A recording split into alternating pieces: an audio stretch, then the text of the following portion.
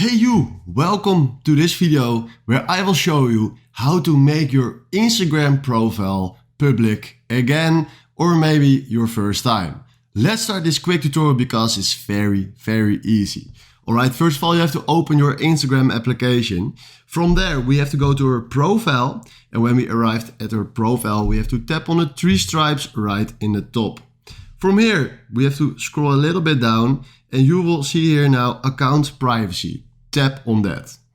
When you tap on account privacy, you will see two buttons, but the upper button is the most important one, because when we turn this off, he says switch to public account.